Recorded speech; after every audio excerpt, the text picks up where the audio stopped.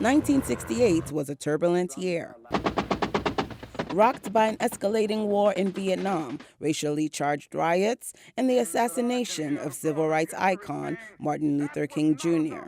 Those of us who lived through 1968 remember the madness, the dreams, the nightmares, the hopes, and again, I have to say the nightmares, the living nightmares. Then in June, Robert Kennedy, who for a moment offered a flicker of hope for many Americans, was also gunned down, only 2 months after announcing his bid for the presidency.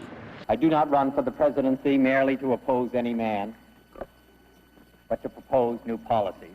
Kennedy was riding the wave of change, championing civil rights, crusading against poverty, and speaking out against the Vietnam War. I fervently hope that both sides will seek to stop the killing as early as possible. 50 years ago, given the racial tensions, the idea that blacks thought that a white politician was okay was really something. Tai adds that Kennedy was on the cusp of building a diverse coalition of middle Americans, liberals, young people, and minority supporters.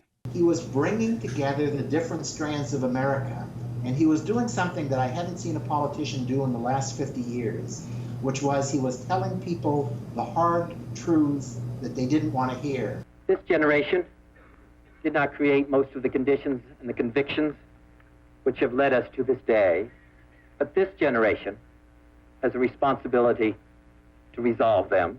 On June 6, 1968, Kennedy's goals came to a tragic end. When he was assassinated, some of that, the hope in the future died with him. A lot of young people at the time, who were not so young anymore, just drifted away. They had seen the promised land and it had been taken from them. And that included blacks and whites who believed in change. Richard Nixon, a Republican, would go on to win the presidency.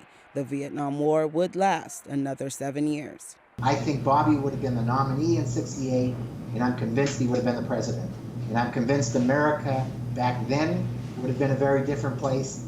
And 50 years on, we might not be facing the same issues of racial division and of poverty and of all the things that continue to nag us had we started to redress them in 1968.